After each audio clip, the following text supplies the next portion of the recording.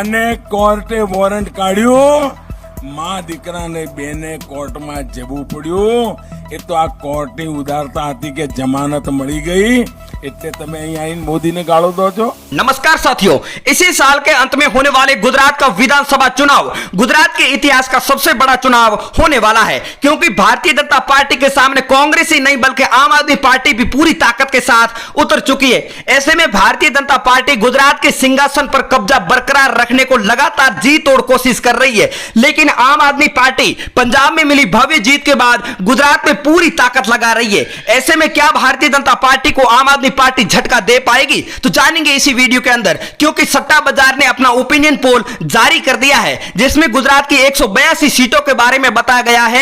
अब गुजरात का जमीनी समीकरण क्या कहता है, गुजरात की ग्रामीण जनता और गुजरात की शहरी जनता किसके खेमे में जाने वाली है, इसी वीडियो के अंदर संपूर्ण जानकारी मिलने वाली है. तो उससे पहले साथियों हम आपको बता देते हैं कि आम आदमी पार्टी को गुजरात में सबसे बड़ा झटका आज लग चुका है, क्योंकि भारतीय ट्राइबल पार्टी ने आम आदमी पार्टी से गठबंधन तोड़ दिया है. ऐसे में आम आदमी पार्टी ने यह दावा किया है कि भले ही गठबंधन टूटा लेकिन गुजरात में हम सरकार बनाकर ही रहेंगे. अब गुजरात में किसकी बनेगी सरकार, यह तो आने वाला वक्त ही तय करेगा. आम आदमी पार्टी के साथ गठबंधन रखा गया और उनके गठबंधन से नुकसान भी होगा. उनकी पार्टी को तोड़ने के लगातार प्रयास भी किया जाएगा. इसी वजह से भारतीय ट्राइबल पार्टी ने अकेले ही चुनाव में उतरने की ठान ली है. अब गुजरात के चुनाव में आम आदमी पार्टी और भारतीय जनता पार्टी के सामने पूरी ताकत के साथ उतर चुकी है. इसी बीच सियासी समीकरण में यह आम आदमी पार्टी को बड़ा झटका भी माना जा सकता है. अब गुजरात का जमीनी समीकरण भी पूरी तरह से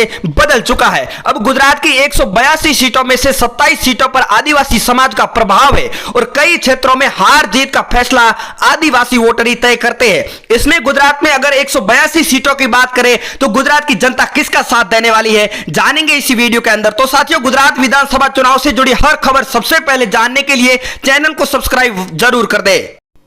सबसे पहले अगर अहमदाबाद की 21 सीटों के बारे में बात करें तो भारतीय जनता पार्टी को 10 सीटें दी जा रही है और अरविंद केजरीवाल को 5 सीटें दी जा रही है और कांग्रेस के खाते में 5 सीटें दी जा रही है. अगली बात करें अमरेली जिले की 5 विधानसभा सीटों के बारे में तो भारतीय जनता पार्टी को 3 सीटें दी जा रही है. आम आदमी पार्टी का खाता नहीं खुल रहा है और कांग्रेस के खाते में 2 सीटें जा सकती है. नजर डालते हैं आनंद जिले की 7 विधानसभा सीटों पर तो भारतीय जनता पार्टी को 3 सीटें दी जा रही है. आम आदमी पार्टी और कांग्रेस को 2-2 सीटें दी जा रही है और अन्य का यहां पर खाता नहीं खुल रहा है. अरावली जिले की 3 विधानसभा सीटों की बात करें तो भारतीय जनता पार्टी को 3 सीटें दी जा रही है और आम आदमी पार्टी और कांग्रेस का यहां पर खाता नहीं खुलने वाला है. अगली बात करते हैं साथियों बनासकांठा जिले की 9 विधानसभा सीटों के बारे में तो भारतीय जनता पार्टी को 5 सीटें दी जा रही है और अरविंद केजरीवाल को 1 सीट दी जा रही है और राहुल गांधी को 3 सीटें दी जा रही है.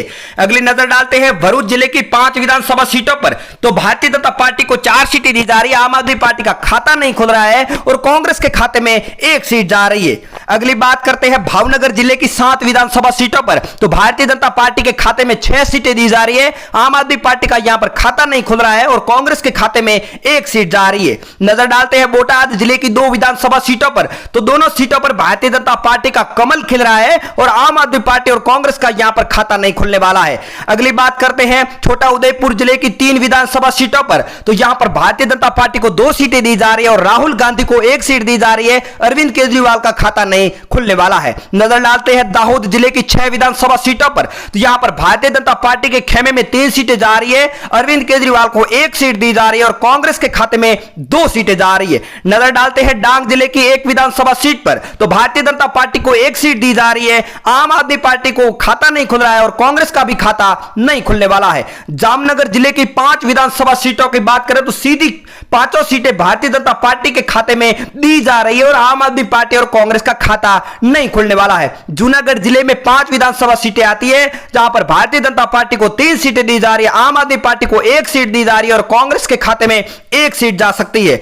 नजर डालते हैं खेड़ा जिले की 6 विधानसभा सीटों पर तो भारतीय जनता पार्टी को 4 सीटें दी जा रही है. आम आदमी पार्टी के खाते में 1 सीट जा रही है और राहुल गांधी को 1 सीट मिलती नजर आ रही है. नजर डालते हैं महिसागर जिले की 3 विधानसभा सीटों पर तो तीनों पार्टियों के बीच में सीधी टक्कर देखने को मिल रही है. भारतीय जनता पार्टी को 1, आम आदमी पार्टी को 1 और कांग्रेस को 1 सीट मिलने वाली है.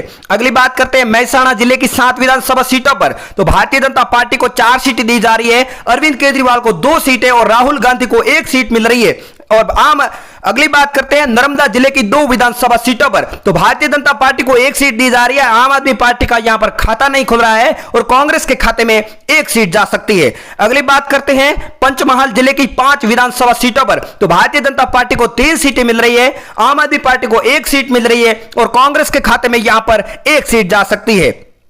अगली बात करते हैं पोरबंदर जिले की 2 विधानसभा सीटों पर। तो भारतीय जनता पार्टी और कांग्रेस के बीच में पिछली बार की तरह कांटे की टक्कर लग रही है। 1-1 सीटों पर दोनों पार्टियां कब्जा करती नजर आ रही है। आइए साथियों अगली बात करते हैं सूरत जिले की 16 विधानसभा सीटों पर। भारतीय जनता पार्टी को 8 सीटें दी जा रही है और आम आदमी पार्टी को 5 सीटें दी जा रही है और कांग्रेस को 3 सीटें दी जा रही है। आइए साथियों अगली बात करते हैं तापी जिले की 2 विधानसभा सीटों पर। तो सीधे भारतीय जनता पार्टी को 2 सीटें दी जा रही है और आम आदमी पार्टी और कांग्रेस का खाता नहीं खुल रहा है सट्टा बाजार की तरफ से।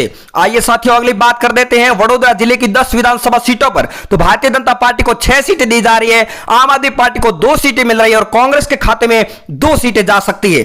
अगली बात करें अगर कुल 182 सीटों की, तो सट्टा बाजार ने 130 सीटें भारतीय जनता पार्टी को दी है, आम आदमी पार्टी को 20 सीटें दी है और कांग्रेस को 30 सीटें दी है। अन्य के खाते में यहां पर 2 सीटें जा सकती है। तो साथियों अगर 2017 के चुनावों की बात करें तो कांग्रेस पार्टी ने भारतीय जनता पार्टी को कड़ी टक्कर दी थी और भारतीय जनता पार्टी को मात्र 90 सीट मिली थी। तो 2022 की विधानसभा चुनाव में क्या कांग्रेस अपना अच्छा प्रदर्शन कर पाएगी? जो कांग्रेस पिछले 27 सालों से गुजरात की सत्ता से दूर है और कांग्रेस भी इस बार गुजरात में सरकार बनाने की जी तोड़ कोशिश कर रही है, लेकिन आम आदमी पार्टी गुजरात के विधानसभा चुनाव में अपनी पूरी ताकत लगा रही है। गुजरात की जंग में आम आदमी पार्टी भारतीय जनता पार्टी के चुनावी शतरंज में सबसे अहम खिलाड़ियों पर नजर गड़ाए हुए है और आम आदमी पार्टी लगातार यह कोशिश कर रही है कि भारतीय जनता पार्टी के दिग्गज नेताओं को अपने खेमे में करने की कोशिश कर रही है। आम आदमी पार्टी की नजर बीजेपी के उन पन्ना प्रमुखों पर है।